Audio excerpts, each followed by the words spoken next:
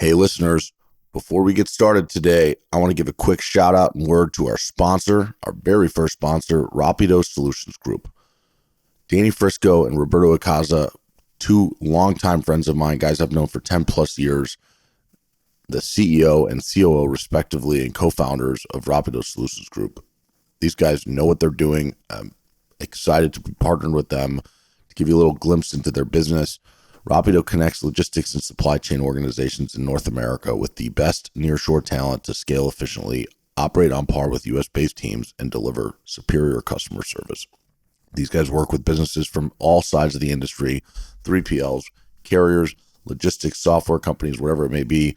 They'll build out a team and support whatever roles you need, whether it's customer, carrier sales support, back office, or tech services.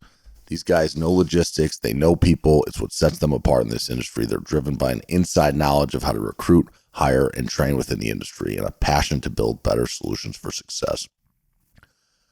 In the current market conditions where everyone is trying to be more efficient, do more with less, nearshoring is the latest and greatest tactic that companies are deploying to do so, and Rapido is a tremendous solution for you. So check them out at gorapido.com, and thank you again for being a sponsor to our show, a great partner. We look forward to working with you. And to our listeners, that's it. Let's get the show on the road.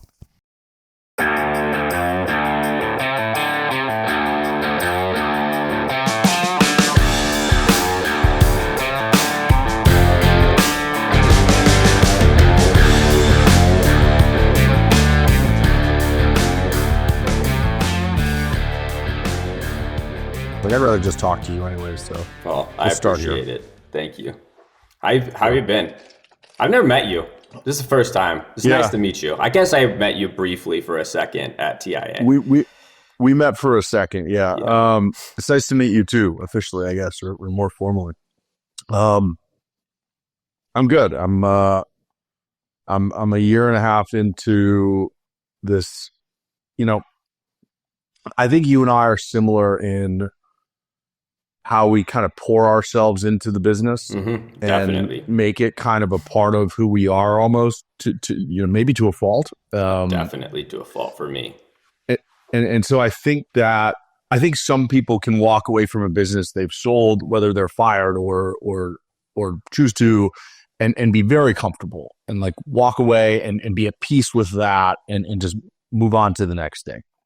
I think other people who maybe fall in more of the camp of how you and I engage ourselves with the business, it's a lot harder. Yeah. Especially if it's done in a way that it wasn't necessarily by choice or it was a surprise or whatever. And so, the year and a half that has followed that has been a fun one in a way that I think you have to look at growth from a fun way. I spent 45, maybe an hour reading through your LinkedIn post this morning. Oh no, great! More time I've ever spent on one person's LinkedIn profile. I got through 4 months of LinkedIn posts. Holy cow! And what was I just saying? Because I forgot. There was one post in particular that struck me about what we're just talking about right now, but I just lost my fucking train of thought. It's like pouring yourself into the business to a fault.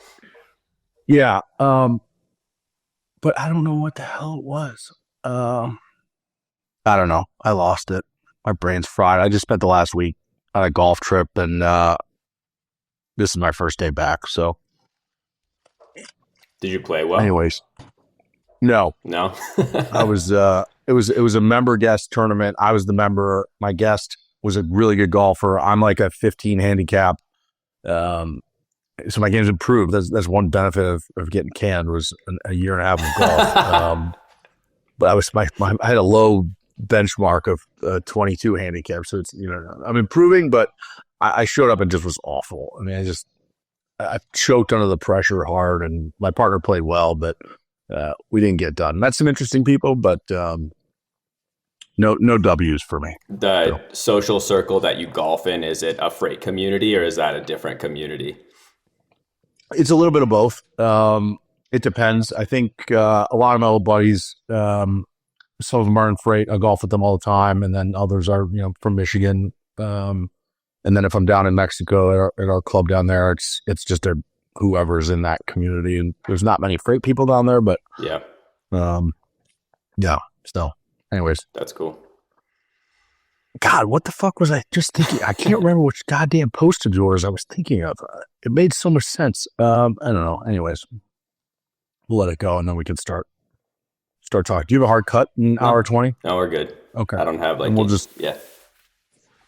I don't really know how I want to do this with you, to be clear. So that's fine. Which is, I'm comfortable with this. Cool. I typically have some idea of how I want a conversation to go. Okay. I generally have a couple themes that I know I want to hit on. You and I do have a past though that's like murky from a social media perspective, LinkedIn perspective. I think we start there. That's fine. And work our way through and just see where that takes us. Yeah. Because I think a little bit of that, the challenge with this is I think a little bit of this will be about the content of LinkedIn posts, in which case, we could end up down any number of rabbit holes on any of your posts. But the other piece I think that is interesting to me, because you and I both use LinkedIn a lot, and I think we do it in an interesting way. And I think we are not afraid to share our opinions, and there's a side effect to that. Mm-hmm.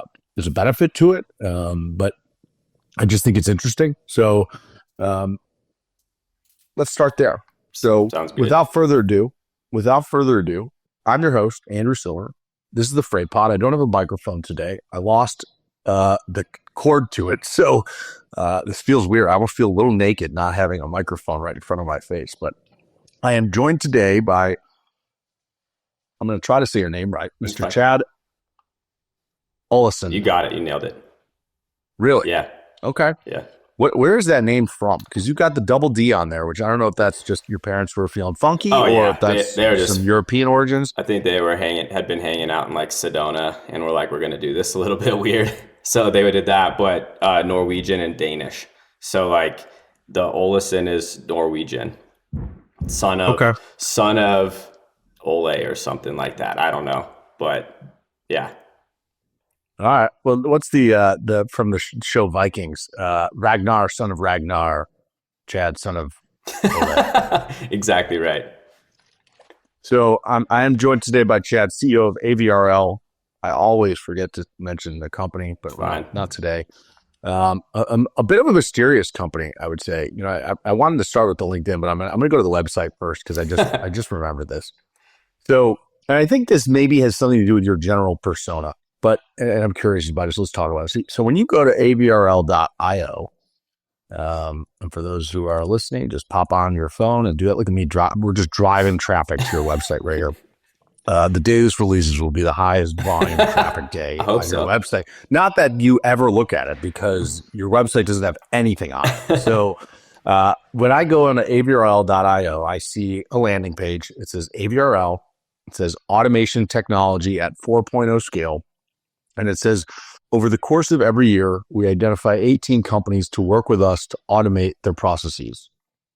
And then it says, call us at 512-387-4820 or click here to email us. That's it. That's the entire landing page. You wouldn't know it has anything to do with freight, transportation. There's something that's automated here and technology. And I guess there was a 1, 2, and a 3, and now we're at 4. But help me understand the thought process behind this type of website. This is not going to be a stab at freight tech. However, I'm going to kind of poke at it a little bit. When we used to have a website pre us entering the freight market, and what we started to realize is like every time that I would post something or write something, it felt like someone else was like, hey, we're doing the same exact thing. And what we look at in the industry is that there's a lot of transfer of product. Someone's like, hey, we're now doing automated like invoicing. Another company like 2 months later is like, hey, we're doing this. As we're coming into this space, we're like, okay, if we're early, which we thought we were, we still feel like we were. The only way for us to create competition is for us to talk about what we're doing externally. And so what we did was we took like a full outbound approach to go and connect with the right people. And that's really what the website was based on, was that we didn't know if we could trust the competitive nature of the industry, not to just say that they could do the same thing as us, even if it was different. That was it. Do you think that's a little bit of paranoia? Like, or do you think it's valid? I'm not, I don't want to say it's not valid, because I think I'm taking myself back to situations where I felt similarly. And I think it's different at the brokerage level because there is so much competition that it's like most of the brokers aren't doing anything that's like that crazy, unique, different. Yeah. But I was always like, there was always that kind of fear in the back of my mind. Like, if I say this to the world, someone's going to try to take it and replicate it. In fact, I remember at one point, someone actually copied our website word for word once. So like, people do that.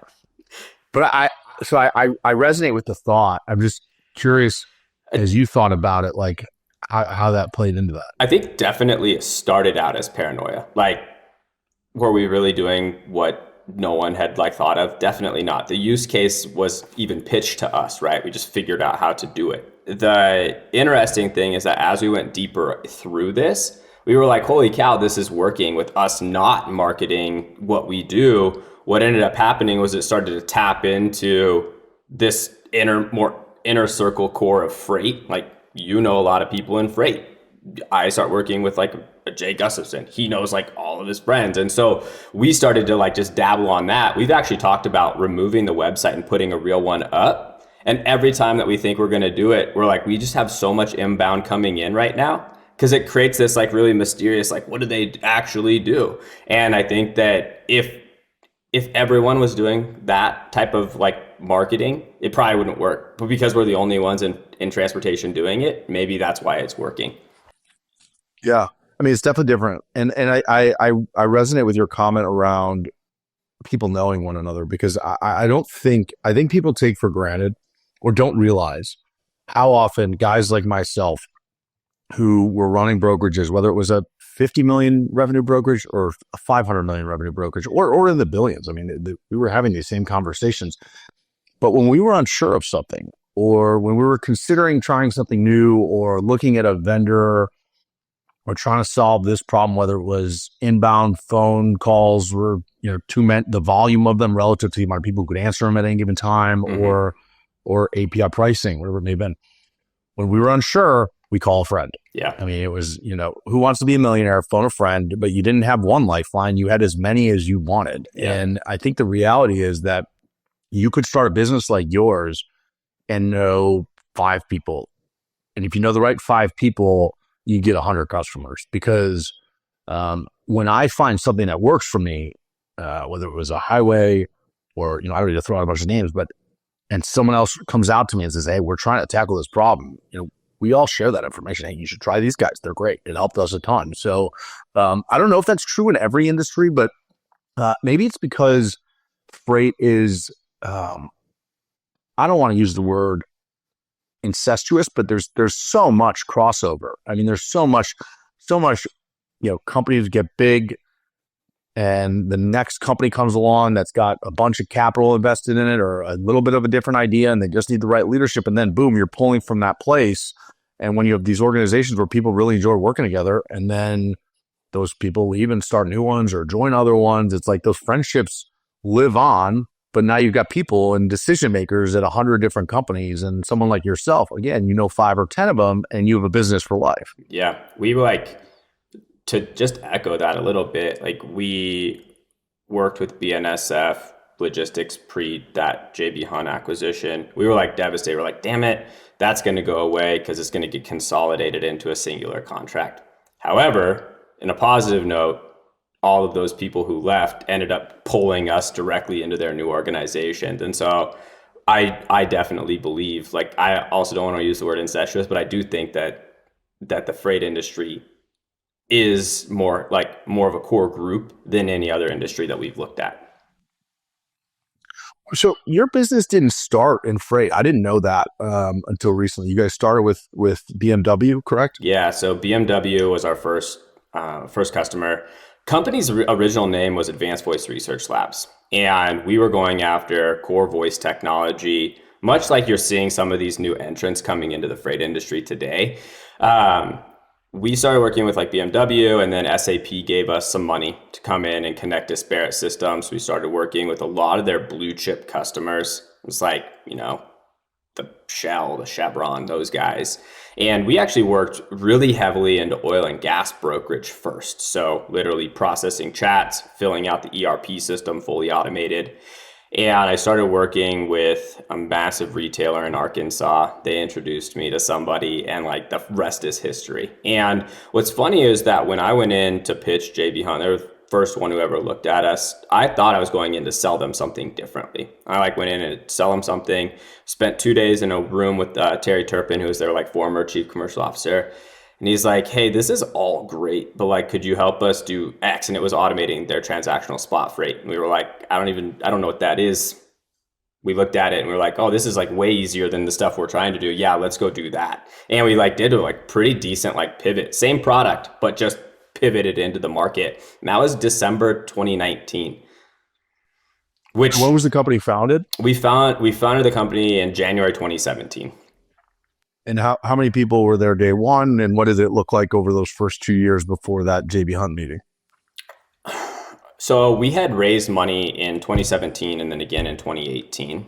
And we were so focused on natural language processing. So when for those of you who aren't as familiar with natural language processing, think of when you speak to an Amazon Alexa or a Siri, there's a microphone and it measures pressure waves. And then after that, pressure waves convert that into text. So a text message doesn't mean anything to your phone. After that, there's a conversion of unstructured data into a structured data format that a machine can read. We were doing that type of work. And we had a pretty big team. Our team probably got up to the size of 40 before we pulled this really decent pivot. But we were doing all the stupid startup things, man. We were oh, we got to bring in in-house legal, we got to do this, you got to hire for what we thought we were going to need, versus now when we hire, we're okay, do we really need this person? If so, what is the real value add they're going to add to our organization? And we're probably around 120 now, but just completely different business, just from me being better at running a business now, I think.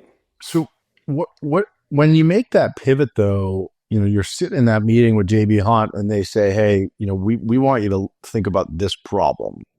Walk me through what that was like, because you were 2 years into building a different business. Yeah. And I want to understand, was there any part of you that mentally wanted to fight that idea, that thought, hey, I don't know enough about what is this spot for? I don't know anything about this. What's the market? I mean, walk me through that process of how you got from I'm here to sell you this to we are going to change who we are and this is our new market. Yeah. We're in this meetings. What I went in to pitch them was as a use case that we were working with some big transportation companies on, where you do vehicle inspection. So if you've seen some of these new companies coming in FleetWorks or Happy Robot, where they're doing check calls via voice.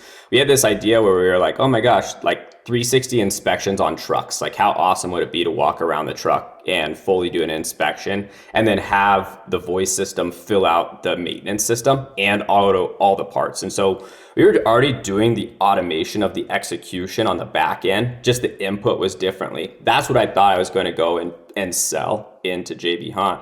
They were this is super great.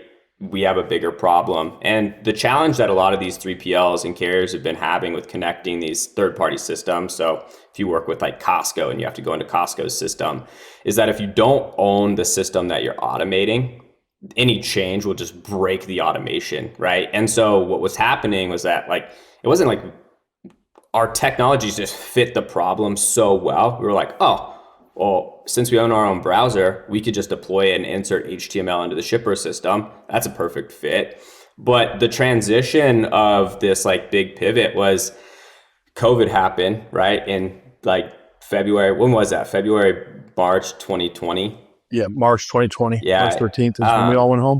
So we came in, we were a couple months into this deployment, and some data analyst at JB Hunt was you've already made us $11 million.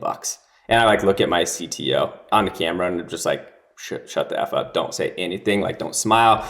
Don't do anything. this is not just like a small, like nice to have. If we can deploy it and figure it out correctly, then we could like, this could be a much larger business than we were thinking. And so we started working with them. We worked with them for, I don't know, 8 or 9 months before we took it into market. And then it was some immediate adoption from some other top 10 players. And we were like, we've got something that's really special. Let's go and execute on it. We still support a lot of our other use cases. We just don't go out and sell them in the market. So how many like core products would you call it that you're offering today, or core solutions? We think of these as we call them business add-ins or bodies. And there's probably about 40 of them that we deploy, but it depends on like the transportation management system and how advanced that system is, right? So if someone ran McLeod, we have specific use cases that are for gaps that exist inside of that system. If we have someone that runs like a Revenova or a Mastery, like we would have a different solution solve. Some TMSs, you know this better than anyone, are way more complex than others. And so some of our use cases wouldn't exist there and wouldn't be needed. And so does that mean with each new TMS, you have to kind of re-architect the thing to an extent, or it's just a matter of figuring out how to fill the gaps? It's more about filling the gaps. So what we do is we build like proxy systems. So like my connection into like ATMS is through a proxy. So I always build standard to the same one. The workflow stays pretty much the same. Where it would differ is that if someone was able to like title the columns or change the fields of their TMS, that's when we would do some existing mapping. But the product itself is built for how it's going to function. And since you made that pivot, how have you seen the business change or grow over the last? So that was, early 2020. 4 years later.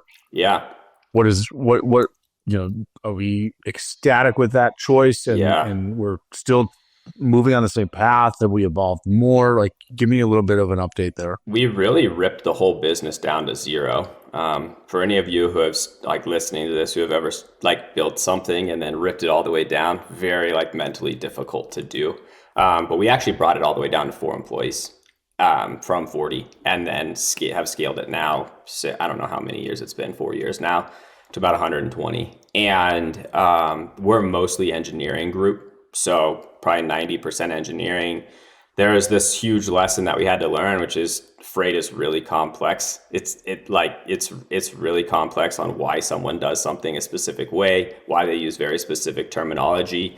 And so we've hired some people out of the industry as well to come in and help our customers like review their data, etc. Fast forward, like where we're headed, we're probably going to become more of a market intelligence tool. I think that you have really good companies that understand their cost modeling. And I'm going to focus on a very specific use case, which is like transactional spot freight. Like if you don't know your costs, how you hire out of the market, you hire capacity and what those costs are to hire capacity, it's really hard for you to automate something, because you're talking about going and automating like 10,000 lanes when someone's traditionally bid on 10, and if you don't have your cost model correct, then you're going to lose a lot of money. 100%. And just to go back for 1 second, because I think this is really interesting, but you raise money. I think you said SAP gave you some cash, and I don't know who else, but when you tell someone like that or your investors, I'm about to cut this group from 40 to 4 and we're starting over, what's the response, and how do you navigate that kind of adversity? It's crazy because I actually tried to raise money during that time and they all gave me this much, right? We're worth more. We're actually, I know I've fired everyone, but we are worth 3 times what we were yesterday. So I was like, we got to go and raise, I was trying to raise money during that whole time. And everyone on my current cap table was like, absolutely not. Any of our safe holders like, absolutely not. And I don't think that anyone thought we could do it. I think if you asked any of my investors, if you asked Chris Stallman at Fontanales, he'd be like, no way, they would have done it. And we did it. I don't know how we did it, but we did. Well, talk about that though. What do you think was the crucial piece of that? That's a big undertaking. And there certainly seems like even your own investors are doubting your ability to do something. You cut your team by 90% to chase this new vision. Help the audience understand, like, how do you go through something like that and come out the other side? Like, what is it that drives that success for a small team to rally and find the success that you had? If I could pin it on like one thing that we did that sucked, was that my CTO, who's one of my founders, and I, every Sunday. So Sunday is like your day of rest, and like it's supposed to be the day that you're calm. We would go in and look at our financials every Sunday, and then look at projections. And sometimes it takes doing that like shitty thing. Like if you're running out of money or something, you just like avoid your bank account, in a lot of cases, and you're like, I don't want to do that. But I think sometimes you have to like force yourself to do the thing that you don't like to do, to maybe create some anxiety internally that like pushes you to go in and give it your all. I respect that comment. No. I think there's some stuff there. I mean, for one, it takes me immediately to a guy, Ryan Dent, who we hired, who was, I think he's helping run Molo today. And he was running Molo's carrier side for a year or so. And he had this notion, I think he might've gotten it from Bob King, of eat the frog. And I actually have no idea what the hell the origin of the comment is now that I say it out loud. But I do know the meaning. And the meaning is essentially that every morning when you come in, what's the hardest thing on your to-do list? Just get it done. Yeah. Like, eat the frog, get it done right away.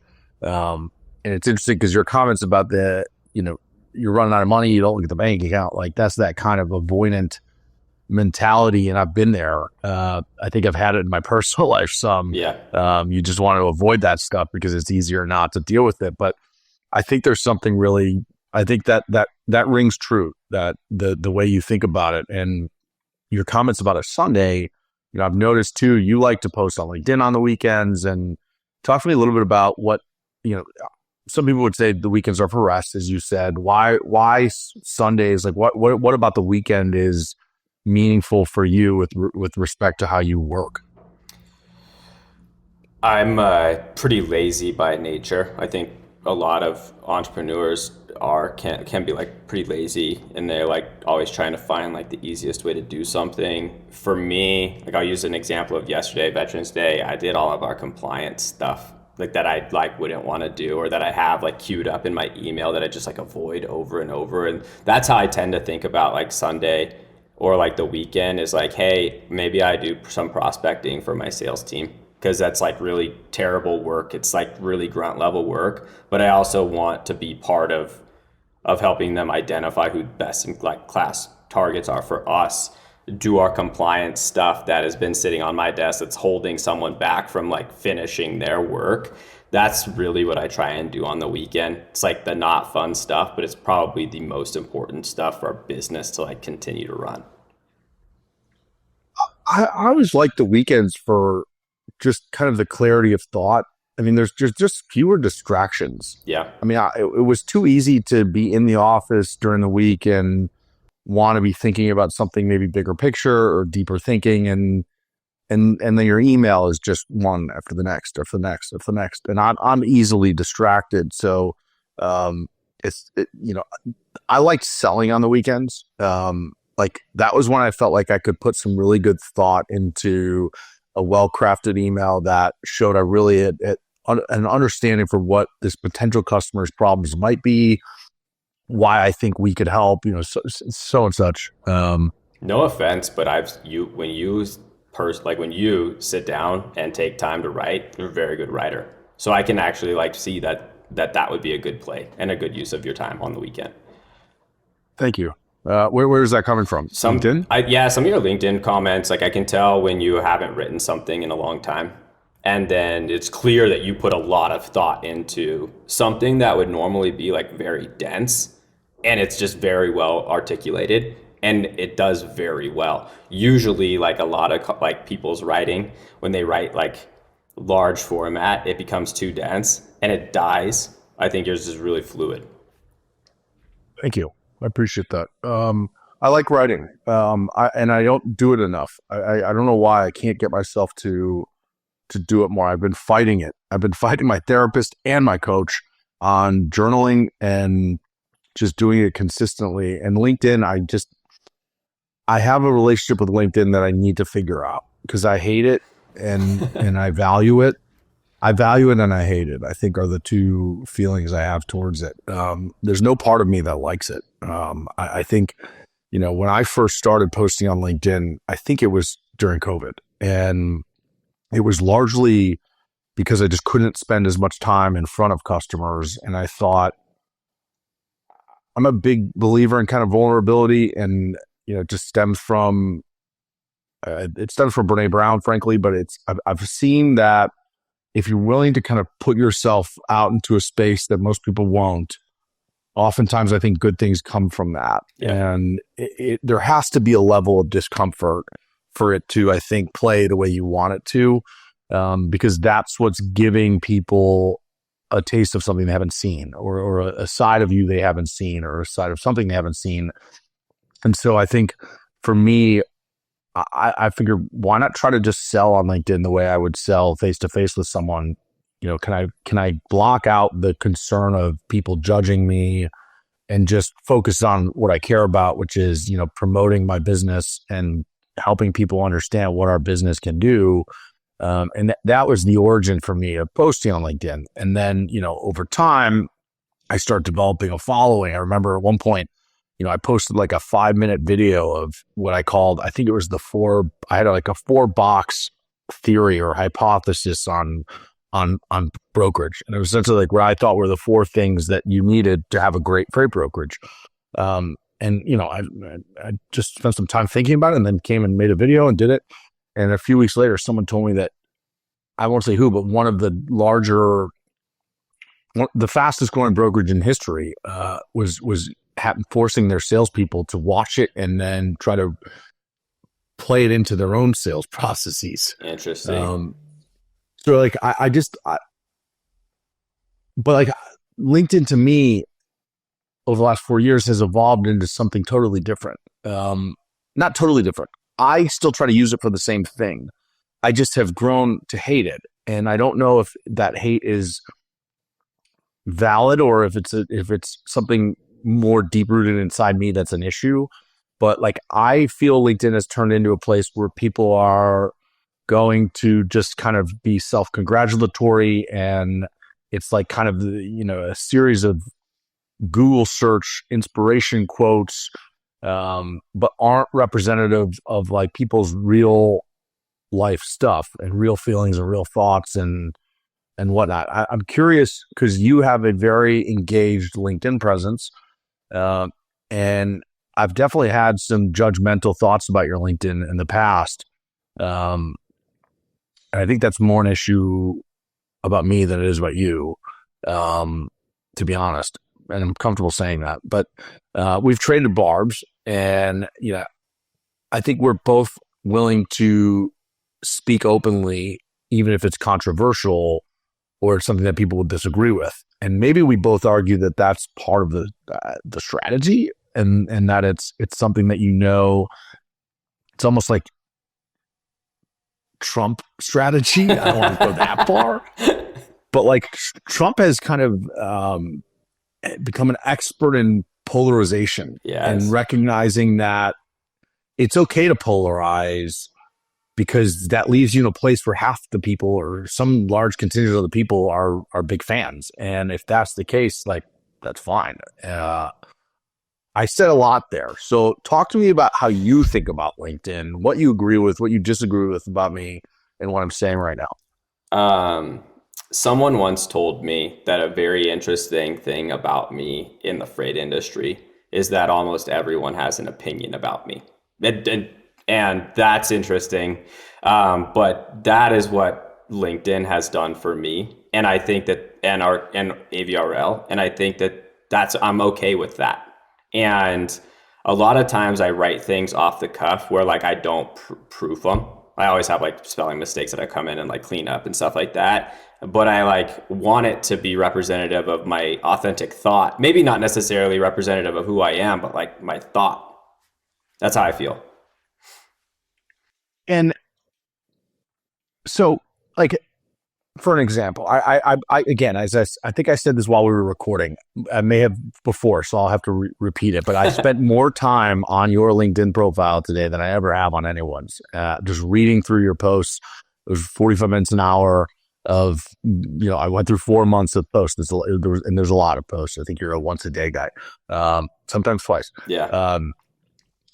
But some of the things you say, it's like you came up with a quote, like one that I fought you on was, if a prospect asks for you to send sales collateral as the next step, that deal is dead. And of course I jump in and I'm like, I disagree. And I had an exact example for why. And this was a mastery related example. And it was more like early stage of a shipper who's using a different system today and starting to do their research, and they're trying to put together who should make the kind of next round where they get more serious. Mm-hmm. And so they wanted to start with, hey, send us your collateral, and then we're going to figure out next steps from there.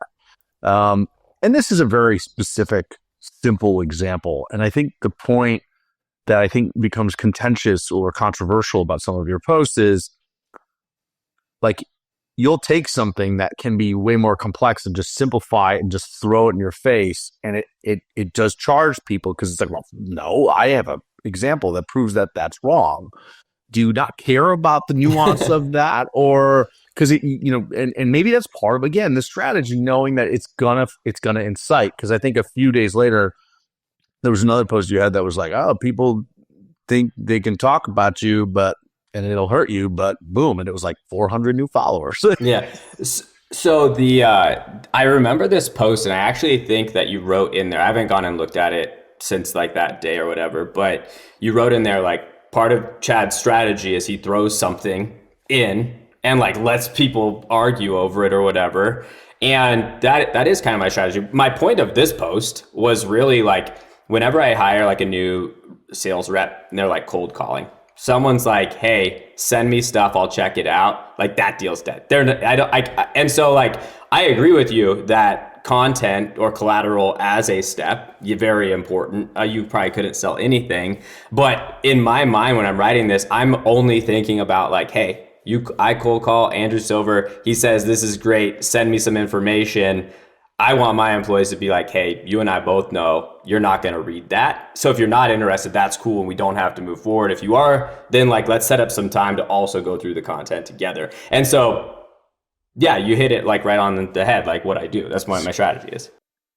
So that's an interesting point though, because I have struggled in the past with, when I was communicating, and this I think largely played out in my company-wide speeches, where I would be articulating a message to what was 200 and then 300 and then whatever 600 people. Yeah. And the numbers kind of just matter from the context of, as the bigger the group got, the harder it got for me to feel comfortable with anything that felt somewhat generic, or any generalized comment, because I always was thinking, who's going to disagree with this? Who's going to be upset by this? Where does this thought not apply? But like, you can't. It would kill a message to in a speech or in a story to make a statement that is meant to be more meaningful, and then go through every single nuance of, I'm saying this, but also I understand that it's very specific to this 4 things, and these 8 times I know it's not going to be like that, and these 3 times it's going to be different. But I'm curious from your perspective, because this is something I've thought about a lot. Like, I see that you're willing to just go off the cuff and say something. Do you not care, I guess, if that specific situation you were referring is not well detailed enough in the post, and therefore it's maybe lost in translation? Because getting the mind and how we see something to translate with words that everyone else will see exactly how we see is a hard thing. Especially in a place like LinkedIn, where you're blasting it to 30,000 followers, and for everyone that clicks on it, that's another couple hundred people who's going to see it, and who knows how they look at the world. Yeah, I don't know how to respond to that, to be perfectly honest. It's not necessarily something that I've like challenged myself, like mentally thinking like, should I be providing context for what this means? I don't know. I probably should. I don't know if I'm going to, but the thing is though, your posts are, I can tell by the way you write, it's meant to pack a punch. Yeah. And because when it packs a punch, that's what charges people, I think, because that's what gets the people to think, okay, for one, it makes you feel something. I've got that too in my writing. Like I want you to feel something from it. I don't want you to get lost in it. I don't want it to just kind of die on.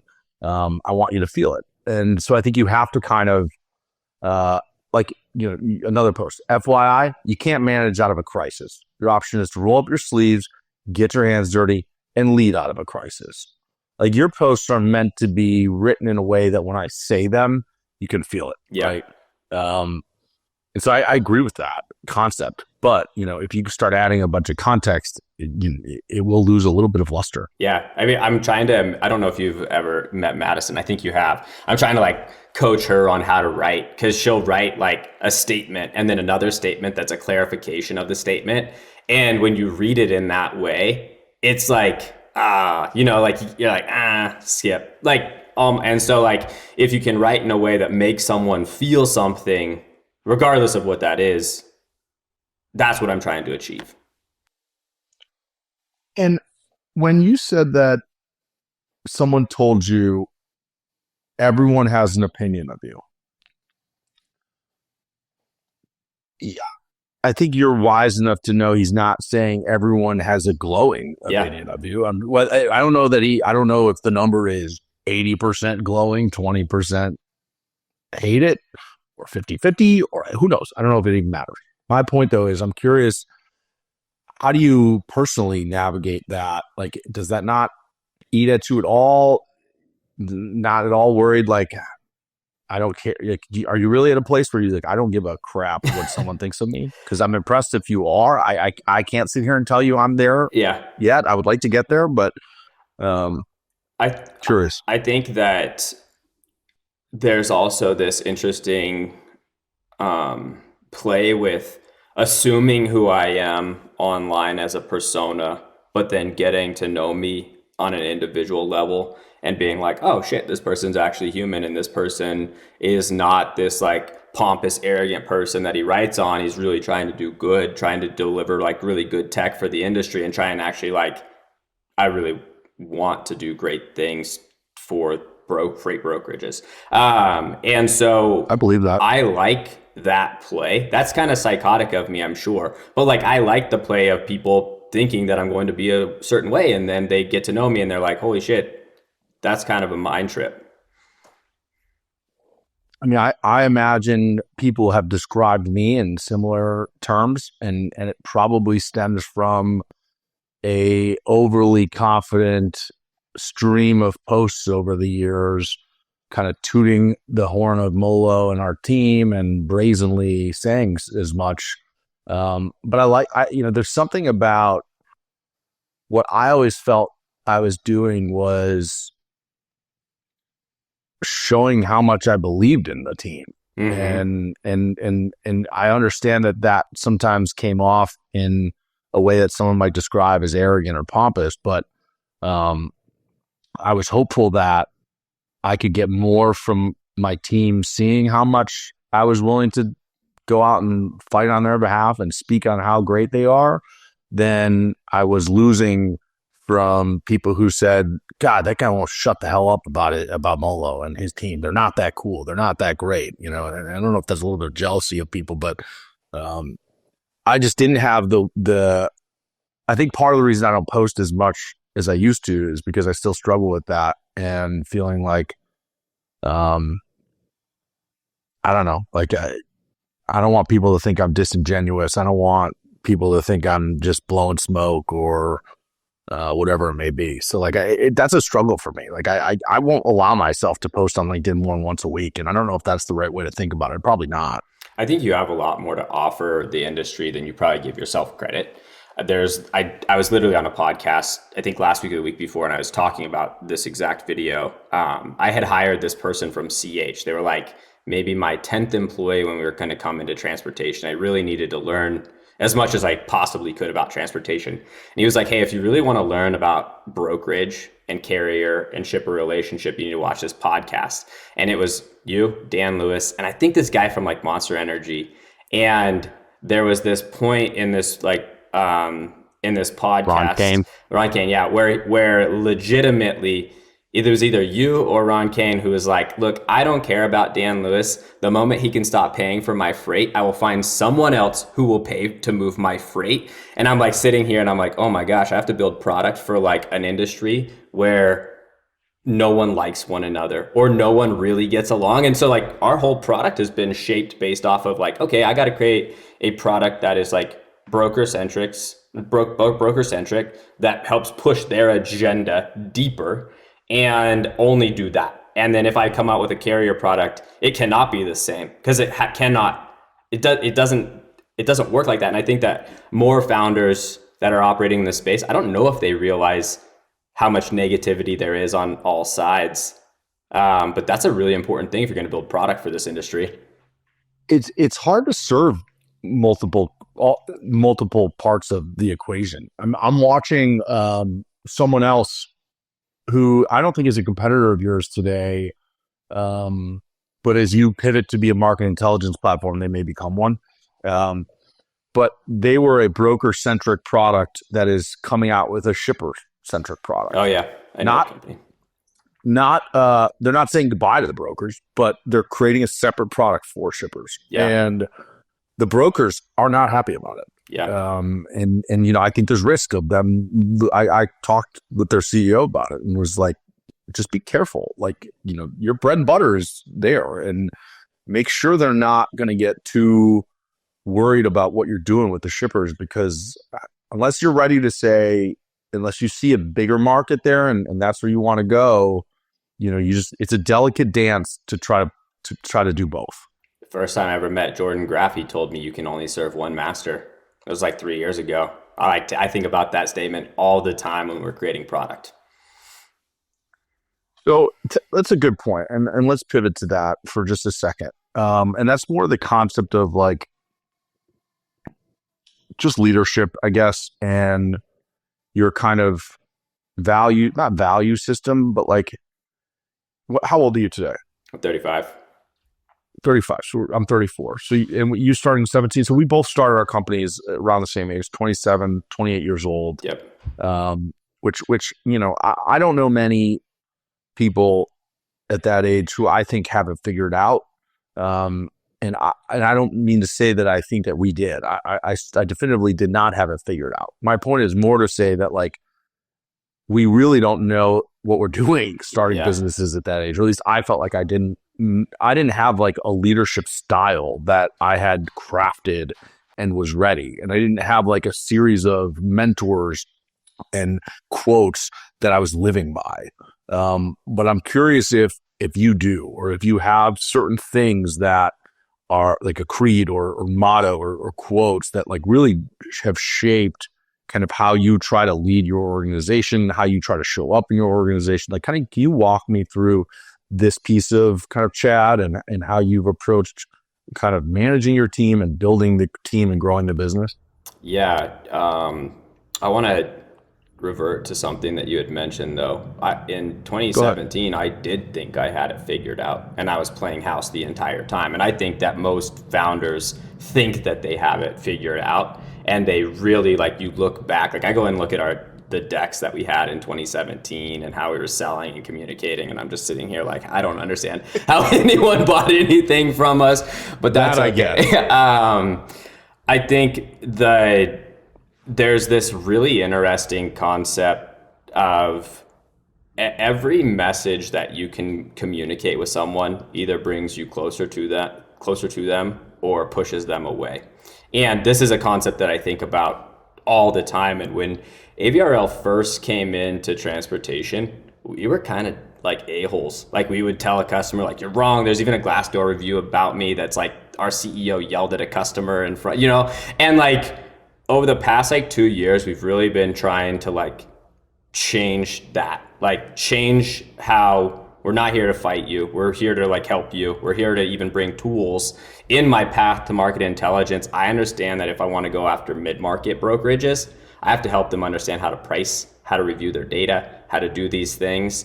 And so for us right now, I can access really great talent. I probably should hire a VP of pricing out of the industry to come in and help mid-market brokers look at how their costs are on specific lanes, why they lost money on a specific load, etc. I honestly think that that's like starting to become our responsibility, but it's in this path to like bring us closer to the brokerage, not push us further away as being like they're like, I don't want to be the company that's like, we are smarter than the industry. We're not. We're literally just trying to be a part of the industry and help companies actually leverage automation, which is a really interesting thing from the change management perspective.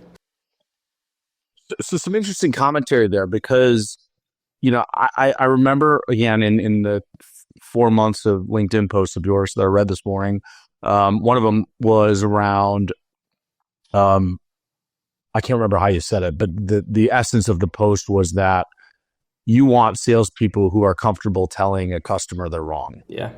And you want salespeople who prioritize above all else the customer's best interest. And sometimes that means you have to tell them they're wrong. And I agree with that wholeheartedly. But it is a delicate line to toe because, you know, for one, I think my advice to any freight tech company, freight tech has been stigmatized in the last few years, as, and not in a positive way.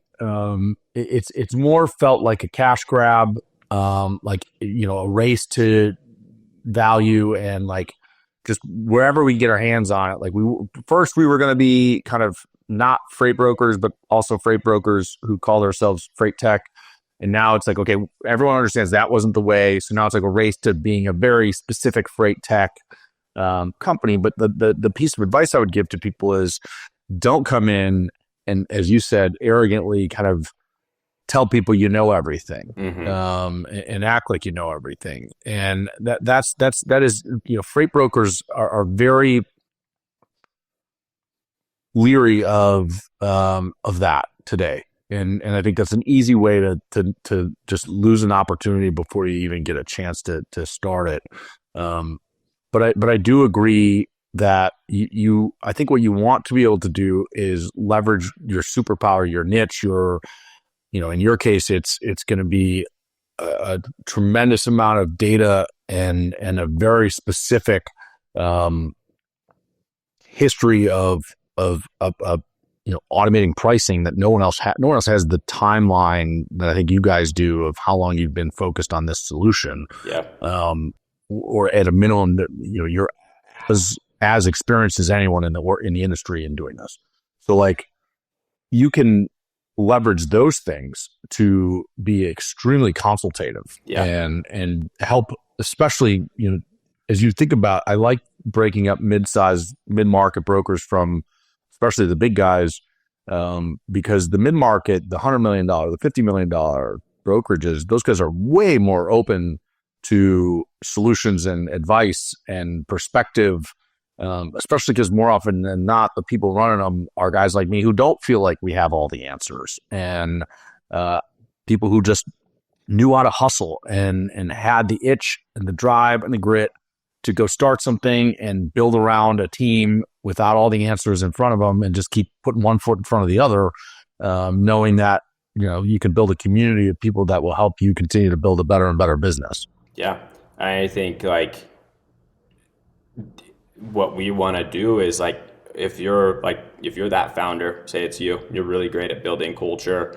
Like we want to be a part of the tech, like part of the tech. I'm not here to solve every challenge. I'm not here to solve like every single problem that a broker exists with. But I think that for us, we want to take a better approach on how we help them with the change management of it as well. Because implementing tech is really difficult and it's really stressful, and it creates like awkward conversations, and especially when you go after something like transactional spot bidding, like that account rep's been bidding on this forever, and now you're going to fully automate that. That's a really difficult thing when you look at how do we compensate our brokers? How do we like structure someone that's cradle to grave in that model versus a split model? It's easier to do in split, but like there's a lot of conversations that have to have. I originally thought that brokerages were having those conversations when we would come and deploy, and the big guys do have that. When you go into mid-market, they don't have that conversation. So we need to promote it and we need to foster that conversation and literally be like, hey, before we start working together, have you thought about this? Have you thought about this? Have you thought about this? I honestly think it's tech's responsibility to be doing that. I just don't know if anyone's really doing it. What would you say? You mentioned onboarding, and I recall again from one of your posts, I think there's a lot of pride that you take in your organization's onboarding process. And I think you said that a customer recently told you the implementation was the smoothest they'd ever seen of a freight tech org they'd worked with. Yeah. I imagine when you started, the process wasn't as smooth as it is today. No. Can you talk a little bit about one, some of the pitfalls you had over the years in onboarding and lessons you've learned, and then what you've done to really shore up that to make it a strength in the business? Part of our challenge is a little bit different than a lot of freight tech. My first 5 customers in transportation were in like top 10 brokerages. So they had really sophisticated data science, really sophisticated pricing, really sophisticated leadership. Our product that we brought to market and that we tried to sell through was not designed for freight brokerage. It was designed for big data teams that had really complex resources, that knew JavaScript. And we went into not the mid-market, but like top 25 3PL, and we failed like twice. And we were like, what is going on? These people aren't smart enough. That was a bad mentality for us to have. It shouldn't be they're not smart enough. It should be that our tech was too either sophisticated or designed incorrectly. So we did like a full pivot on that product to try and meet the broker where they needed to be met. That is what stimulated all this, like, oh, we're going to focus on training, we're going to focus on onboarding. And I feel like for us, we're kind of like being driven with like we will not lose because we're afraid of failure type of mentality. And so for us, we're constantly tweaking onboarding, constantly tweaking how we're going to roll this out. I'm really proud of that post. I was Justin at Veritas, because they were one of our first mid-market companies that we actually started to bring on. And he wrote me this email, and it was like titled like worst experience ever. And he like wrote this email and he's like, just kidding, this is super great, like blah, blah, blah. But like when I got the email, I was like, oh no, massive failure. I think we're just trying to like get better at every step and only focus on that, our external internally, like how do we get better, not focused on external pressure. Yeah, so I think there's such a valuable lesson there, and it's applicable in every aspect of our lives, whether it's your personal life, whether it's work, whatever it may be. And that is the example you used, that your first problem with the implementation, your first thought was they're not smart enough. Yeah. They are the problem. To be explicitly clear, you can never solve a problem that someone else is accountable for.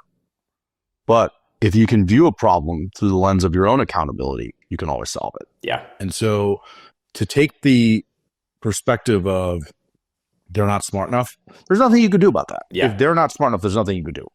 Yep. If you take the perspective of my product isn't simple enough for anyone to understand, yeah, then you can solve it. Yes. You can make your product more in line with their capabilities. So I think there's a lesson there that anyone can take, and we can always find a way to create our own accountability in an issue and at least solve for that. And if you're working towards that, you're putting yourself in the best possible position you can. And if you then feel like you've done absolutely everything in your power to own your accountability and create solutions within that, and it still is not happening because of something someone else won't do, that's when it's time to cut. Yeah. And say, this isn't meant to be. That's kind of like led to this like onboarding situation, right? Like we make a change in product working really well, meet a customer who maybe isn't as successful. And we're like, shoot, we need to go in and teach everyone like up front, like you need to be thinking about this. You need to think about this. You need to think about this. And so like like, unfortunately, if you work in product or if you work in the industry, like, your customers' problems are your problems, plain and simple. So, yeah. How have you seen the API pricing environment evolve in the last 2 to 3 years? What have you seen change? Super interesting. API pricing is really interesting from a couple of different perspectives. I'm going to split them up. First, you have certain shippers that are forcing API pricing, so no more load board. And if you want to use API pricing, you have to also accept API tendering. Now, you look at a TMS like Mastery that was built like product first, looking towards the future. You're like, yeah, we can support API acceptance or API tendering, not just EDI. You go and you look at a product like McLeod that was built 50 years ago. They don't have the ability to do API acceptance. That's a massive fundamental challenge that the industry is going to run into at some point. The more shippers start to adopt APIs, is like, is your TMS ready for this? That's one. I think two, a lot of 3PLs rely too heavily on market data tools like a DAT, like a green screens, in the sense that they don't understand how they need to price per lane. And as you look at a human being looking at like a DAT high, a DAT average, a DAT low, they know they don't just buy at the average. You might buy 150% to DAT on like out of main because of the data points that exist there. Like, you need to be thoughtful of that everywhere. One of the things that scares me about API pricing is there are probably 30 or 40 3PLs who have been doing it for 5 years now. And they're really dialed in on how they look at data and how they're thinking about this. And the rest of the industry really needs to look up and be like, okay, this is going to come. Even if we don't believe in it today, we still need to figure out how we are going to support it in the future. There's this interesting thing that's happening, however, right now. So you've got some shippers, and this existed when you were running Molo. They're using like real-time rating for a routing guide, and then they have like a secondary API for their transactional like spot freight. We're seeing some shippers right now massively limit the number of customers that you can have on a specific API. So like L'Oreal, 6 carriers total. What's the thought there? I think the thought there is that I think that there's a lot of nervousness around, will a 3PL go bankrupt? And so we're going to push volume to $1 billion 3PLs or large carrier groups. I really think that's real. I think DHL cut all of their customers that were below $1 billion for transacting on the spot freight on the spot market. That was interesting to see. Wait, when you say DHL cut their customers, you mean the brokers that were hauling for them? Yeah, cut the brokers. Yeah, if you're not a broker doing over $1 billion, you cannot haul freight. They won't work with you. Yeah, and I don't know if that's super specific to the shipper, but if you looked at like some of the mattress companies, 100% happened. And I don't know if it's a fear for fraud or a fear for bankruptcy, or a fear for not being able to secure capacity. I don't know what drives that. I'm not a shipper, so I don't know. Yeah, it's interesting though. Yeah, I think the other thing that's really maybe more concerning for me is if you're a TMS provider on the shipper side, say you're like a Mercury Gate or an E2 Open or a Blue Yonder, or an Emerge, and you're charging the carrier access to your API. Some of them are really expensive. Some of them are like 20 grand annually. Can the broker really cover the margin in order to pay for that API pricing? Is that one thing? But the other thing is like, does the shipper know that the TMS is also charging their capacity? I don't know. So I know the answer. I know for a fact the answer is not always yes to that last question, because I had a situation where we got in with a new shipper. They were a friend of the contact was a friend of mine who had worked somewhere else, and they were using a TMS that is a newer one from the last 5 or 7 years. That's a shipper facing TMS, and they were charging us per EDI transaction. I think it was like a buck a load or $2 a load or something like that. And I was like, this is insane. Yeah. I've never seen this from one of our providers, like from a TMS that's not supposed to be like, I'm negotiating here, pricing everything, and these guys are just the vehicle through which we have our relationship. They shouldn't be charging me anything. Yeah. And I went to my contact and I was like, this is ridiculous. I'm not paying this. And they were like, why are they charging you that? I was like, what do you mean you don't know they're charging you that? Yeah. I said, let me introduce you to E2Open. And they signed a contract with E2Open 3 months later.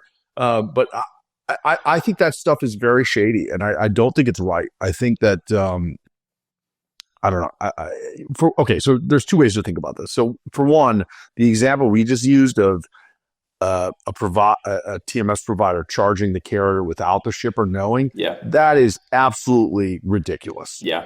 And you deserve to lose your customers if you're going to try to play that game. Yeah. The other question is, okay, if Blue Yonder or someone says, hey, Walmart or L'Oreal or whoever, we're happy to do this with you. And by the way, we're going to charge Molo and Coyote RXO and all these other guys $2 a load or $20,000 a year or whatever it is. And they say, okay, that's another story. I still don't like it. But at that point, at least you know the rules of the game before you sign up to play, and then you got to decide how to play. And I think that the right thing to do is probably to make sure you're communicating effectively to your shipper that I'm going to be sending this money right back. You're paying for this. I'm not paying for this. Like it'll come up in the rates I'm charging you. So I've actually had that feedback from some of my customers that they are sending more expensive rates through to cover the comp on that.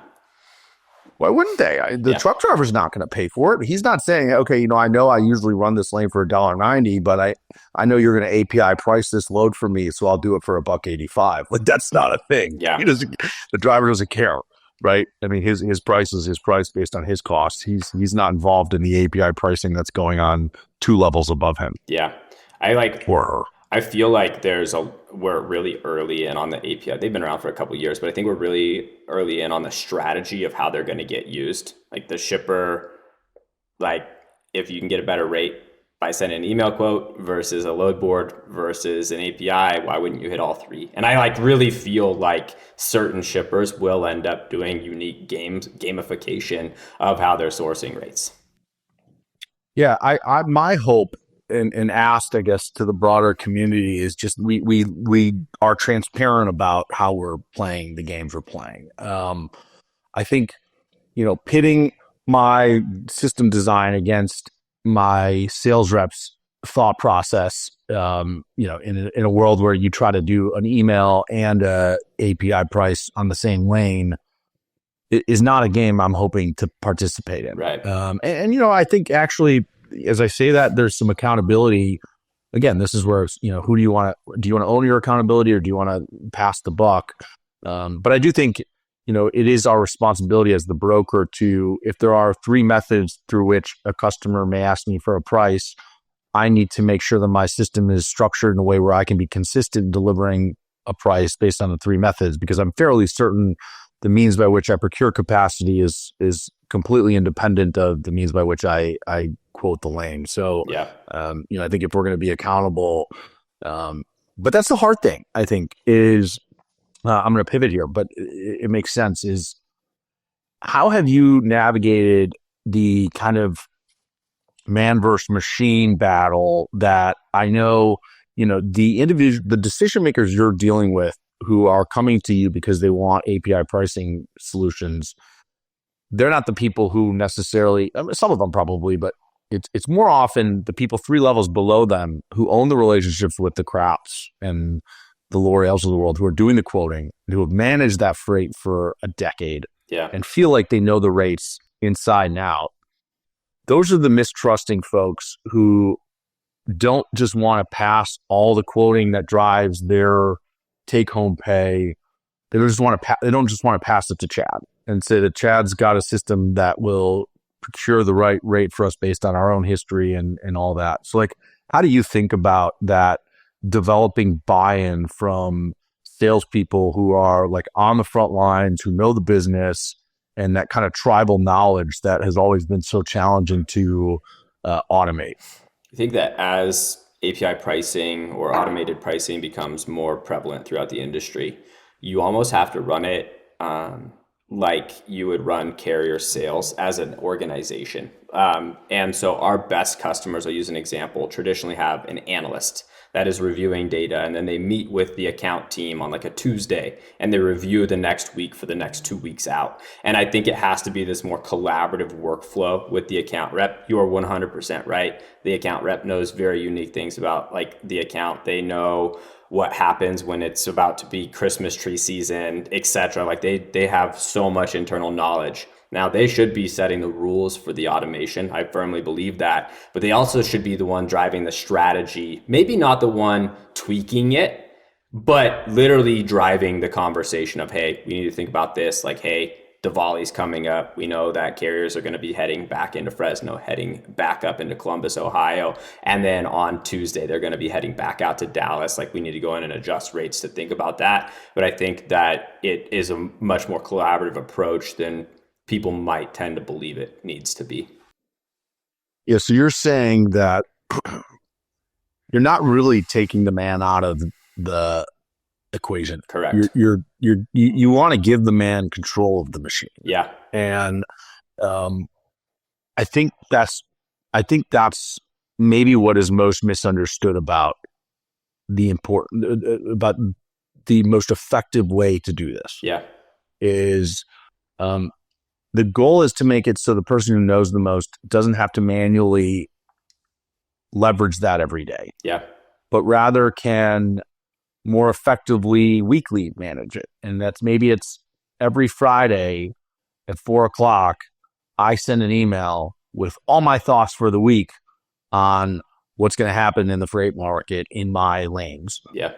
And it could be, it's April 15th and I move a lot of freight throughout the entire country, van and reefer, pretty spread out. Yeah. And coming into this next week, my email to my analyst is, hey, we're expecting surge rates out of Florida and Georgia and maybe South Texas with produce starting. Yeah.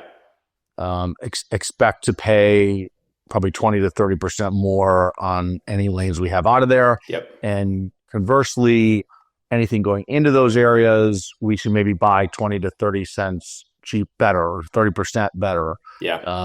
And then you throw that into the machine and then the machine does with it what it does so that you don't have to spend all day doing that. Like, right. That's probably, and that's just one example, but a way that this should go. Correct. And I think the importance for the analyst, you hit on something that a lot of people don't necessarily think of in their head, which is like, hey, capacity's tightening in Florida.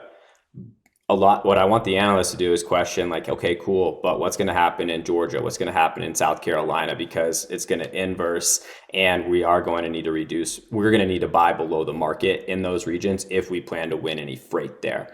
And that's why I say it should be more of a conversation. And then looking at the data, I think what tends to happen in a lot of cases is the broker, like when we give the broker a control, they're like, hey, I lost money outbound Georgia, increase the rate. And we want the analyst to look and be like, well, that was actually at a Douglas and we used a DAT average, but they had a deadhead 200 miles to get there. We actually probably should have priced it 20% premium to the DAT average. And that's why we lost money. Let's not go in and kill all of our other rates outbound Georgia. Let's go in and adjust that and tweak it. And so I think it needs to be this combination of looking at the data and the broker definitely being the smartest person at bidding. Yeah.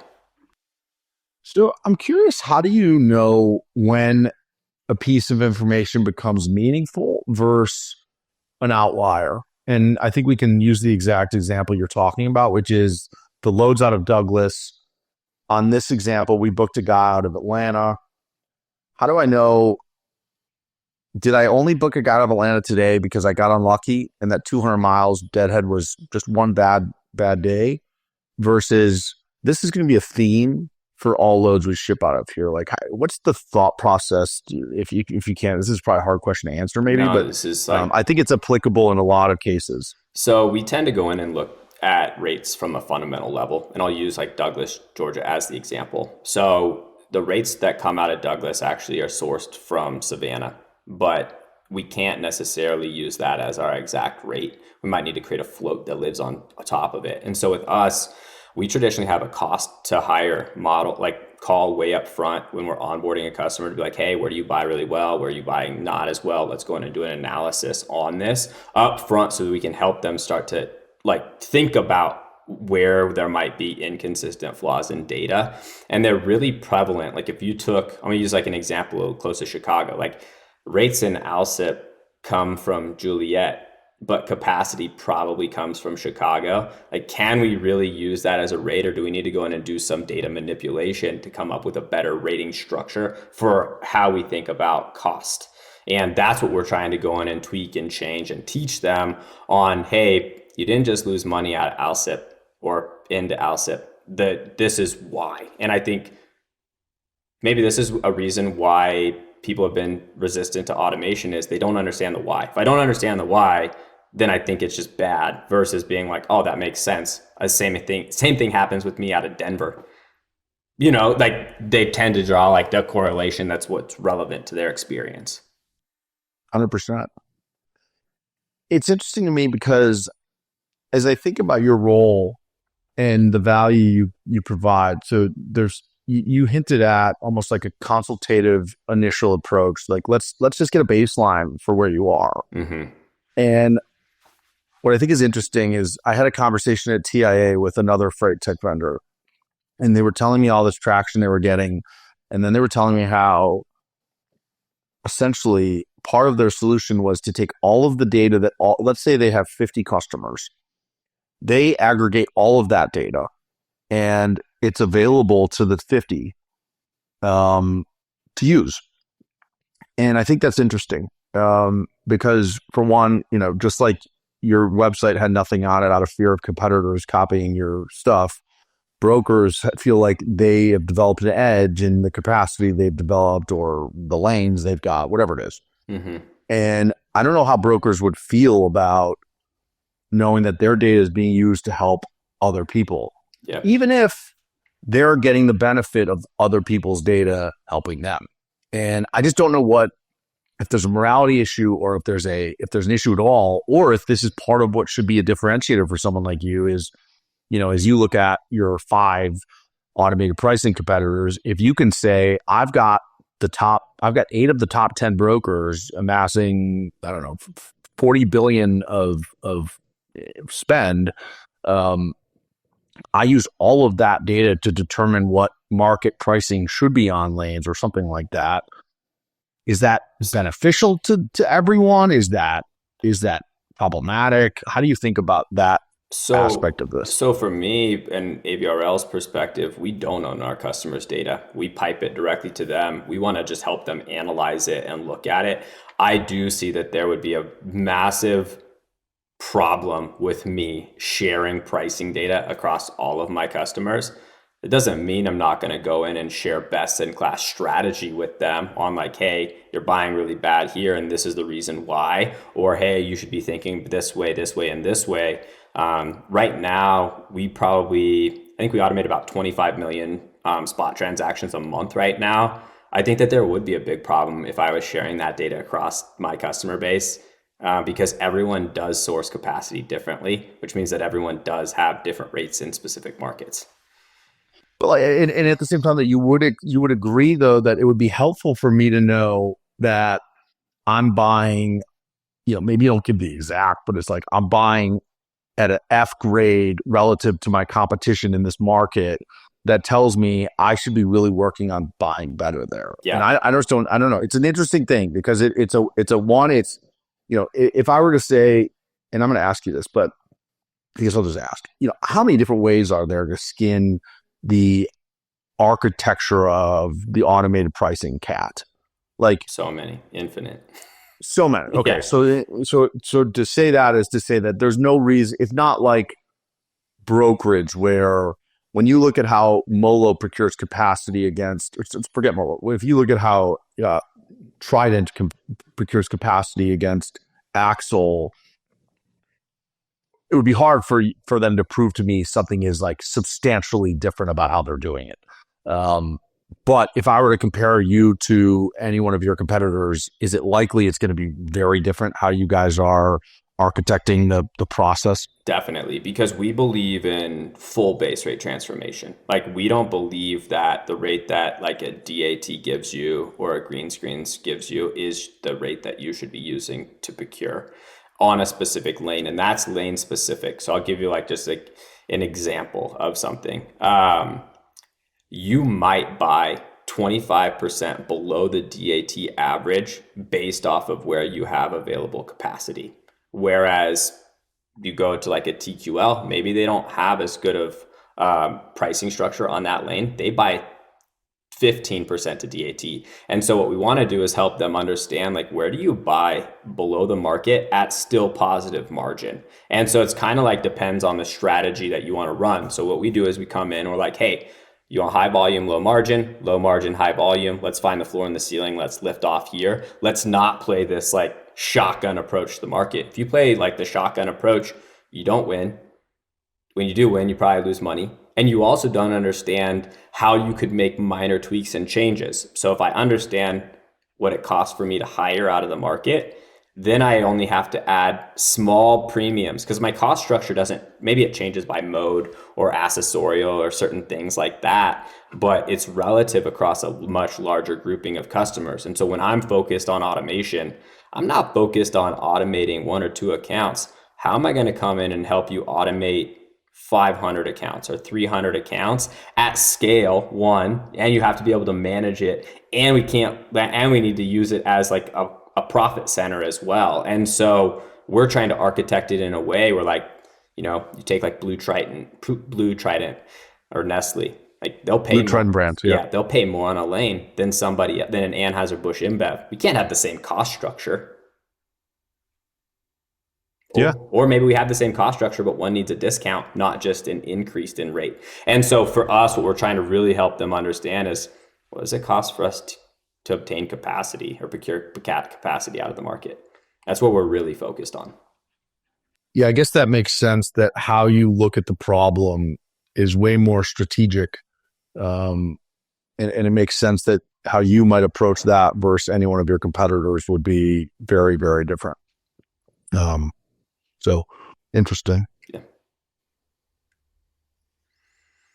Where do you see this business going in the next 3 to 5 years? It's a difficult question. I don't know. I had this like quote like pops in my mind. It's like planning is arrogant. And it's very specific to that question. Because when I first started AVRL, I was like, yeah, we're going to sell this company. And then we would do awful. And like right now, I'm really just focused on doing like a very good job. We immediate next, 2025, we are going to be hiring data people from inside industry and outside industry to come on and help our customers be better at buying. So not just literally automate their pricing, but how do we get dialed in to exploit the most yield in an inflationary market, if that's where we're heading. That's a really difficult thing to do because the rates that you get today for 7 days out are not going to be the rate by the time we get 7 days out. You will probably lose money unless you're really focused on how the market is shifting. That is our number one thing. This pricing team that we'll be bringing in is probably going to help us come up with some pricing tools as we push in to the market intelligence level. This doesn't mean that I'm going to come in and compete against DAT, definitely not. But if someone wants to use DAT, how do we get better at using it? If you want to use a green screens, how do you get better at using it? If you want to use an ITS, how do you get better at using it? How do you get better at using that in conjunction with highway? How do you get better at using that in conjunction with other items maybe gen logs, etc.? And so thinking about pricing as this more ecosystem around capacity versus just pricing. And how do you feel that AI plays into all of this conversation, given the hype around it today? AI is I don't know, man. I think I'm not as bullish on AI as a lot of other people are. And I'll use an example. Like, if AI could be used in a way to really augment pricing, we would have people using machine learning and AI on the stock market. There's maybe one or two funds that are doing it, but there's so many external pressures to freight that I really don't think that you can use it in a way I that would eliminate the human. I think that there are certain things with like weather that you could probably augment, or capacity, like tender rejection volume data, etc., or benchmarking data. But I really think at the end of the day, the human being is going to have to control transactional spot freight. I really believe there's no way around it. I really believe that. Yeah, I don't know. I don't. Where I do think, I think there's hay to be made with how AI can interact with carriers for brokers. Definitely. I think there's a lot of opportunity there. But I'm still unsure on a lot of it. So I'm curious your thoughts on it. One of the challenges that existed, pre-pandemic, is that machine learning and these long language, like these LLMs, were really expensive to deploy.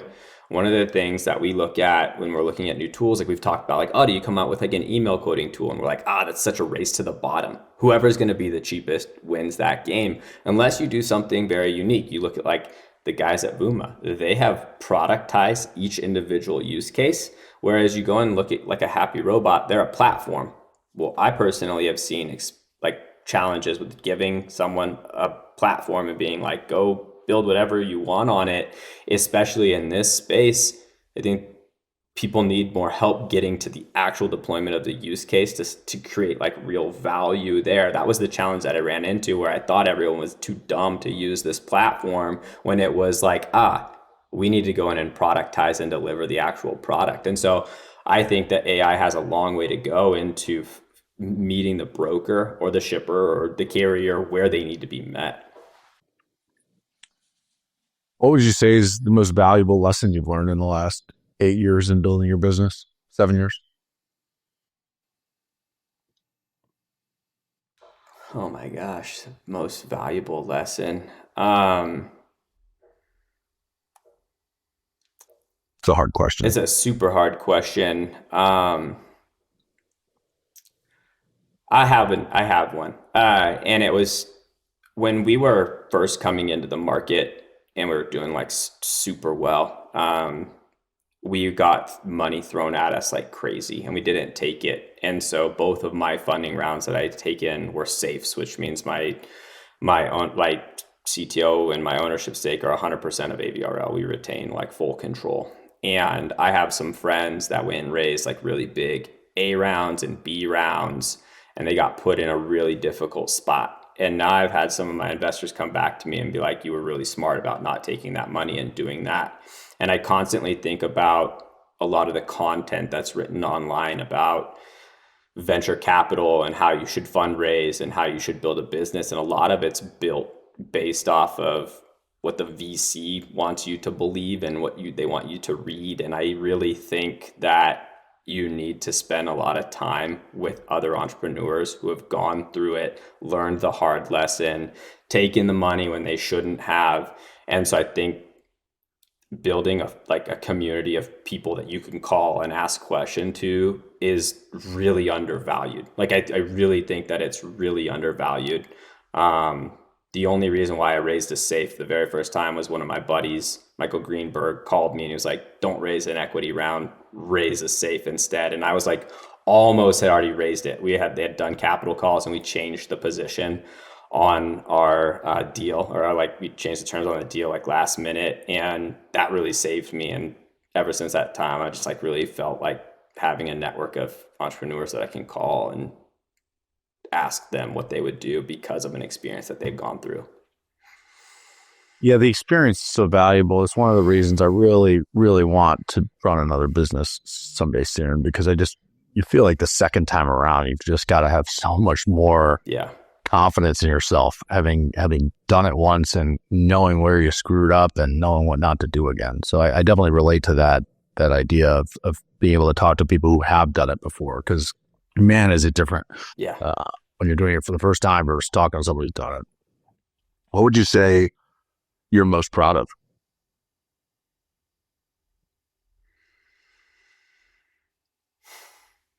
I think that we were told that our model wouldn't work about us not advertising and not marketing and not doing that. And I'm not sure that that's what I'm most proud of. I think us being able to recruit really good talent and not marketing and advertising is something that I'm extremely proud of. And the more that our name gets out there, we've been getting like a lot better talent. But the first couple of hires that we had to make, people just thought our company was like fraudulent or like that it was a scam, and so like trying to recruit really good talent and get them to believe in something that they can't see publicly has been really, really challenging. And I'm really proud of that. And what about for yourself? In what ways are you most proud of yourself in how where you were 7 years ago versus where you are today? I don't know if I'm like super proud of myself yet. I think that I still have a lot to learn and a lot like to experience. I think that I'm really happy with myself that I made some of the more the harder choices and went down that path, like not taking a lot of venture capital, not overextending my cap table, not giving up control. All of that really set us back to be harder. But the point that we're at now is much better from us being able to pivot on a decision or roll out a new product or do something like that. Going through those moments by myself or with just my CTO, where we're like, oh, it'll be so much easier if we do that. There's a lot of growth that I've experienced going down like the harder path. Yeah. But like specifically, if you were to look at your like leadership style or your communication style, how you manage people, like where have you personally seen yourself grow in the last 7 years? Like what is something that if you were to look at how you are today versus how you were 7 years ago, that you're like, I'm proud that today I do this. Before I was like this.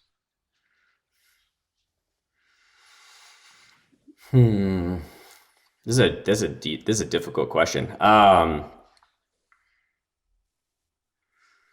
think deep is the point. I think I ultimately care more about doing the right thing now than the money. And I think that when I started AVRL, I just wanted to be rich. Like that's, I think, why a lot of founders, they like say freedom, blah, blah, blah. I really believe that like one of the only ways to be like, you get to define success, but like be ultra successful is to start a business and sell it.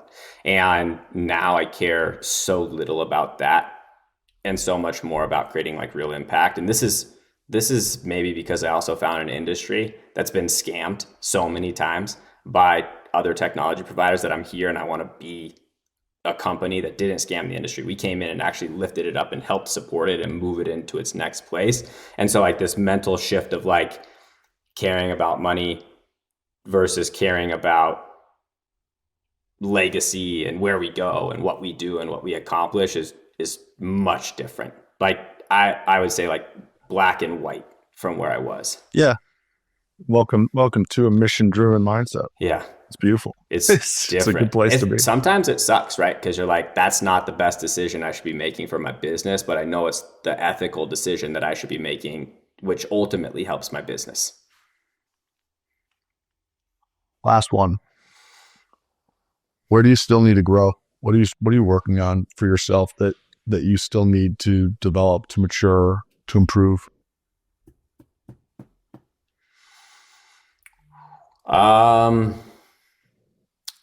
Everywhere. But I'll be like very specific. I think Ryan Schreiber's going to kill me because I haven't finished this book that I've been reading, but I'm also rereading it. There's this book called Ego is the Enemy, and it talks about every single essentially entrepreneur who wants to start or someone who wants to do something great has to have ego. It's on one of these shelves. It's somewhere. But then Ryan Holiday, right? Yeah, exactly. Yeah. And but then like ego can also be the thing that defeats you. And so finding balance between when to leverage ego and when to not leverage it. I'm nowhere close to being good at that yet. And it's something that I hope to be really great at, but it's something that I'm like constantly thoughtful of every day, is like, ooh, is this getting the best of me? Is this doing this? Should I write someone and be like, hey, I've kind of been a dick to you. Can I clear that up and not, and that's something that's really important for my future growth. We share that. I think ego is fascinating. I think people don't understand it enough. We don't understand enough. I don't understand it enough today. Yeah. And how it, we use our ego to protect ourselves, and it's all just like an image. Everything's just this manufactured perception in our own mind of how people see us and how we think they see us. None of it's necessarily real. I mean, people see us, we have no idea how people necessarily see ourselves, but our ego is there to like try to protect us and create this layer of protection, I guess. But there's just, I don't know, there's so much to it. And I've definitely been someone who's been accused of having an overinflated ego, which is really just an underdeveloped ego. I think is what I've come to learn about it. And there's a lot there. My therapist, actually, as I was starting to read to this podcast journey, when she and I were talking about ego, she asked me to read Howard Stern's book. I haven't read it. Because, yeah, he aside from being a podcaster or a radio show host, he's someone who's, I guess, gone through an ego transformation over time. And his book is just a compilation of all of his interviews. It's pretty fascinating because you're just, you read 2 to 3 pages of an interview with like a really interesting celebrity or famous person, but you see his style and how his ego transforms over the years from being someone who really just cared about himself and, getting the big story and calling you out on the big thing you're dealing with or whatever, versus being someone who can be compassionate and care for someone else and try to lift them up, versus pushing their own initiative and agenda. So I don't know, there's a lot of work that I think a lot of us could do on that. And I think the first step is really awareness. I appreciate you sharing that because it starts there. And once you get there, it's like, now I start to, like when I first started doing the ego work like a year ago, you're almost fighting the idea because you don't want to admit that's your problem. Yeah. But then once you're ready to say, okay, I think there's something here. I think I have work to do here. You then start to notice it in your daily interactions, and you notice where like something you said may have been driven by ego more than by what you convinced yourself was the reason you said it. Definitely. And that's just one step. So I don't know, I'm on that journey and I've got a lot of work to do, but I think it's interesting. It's a hard concept because it's also what can make someone great.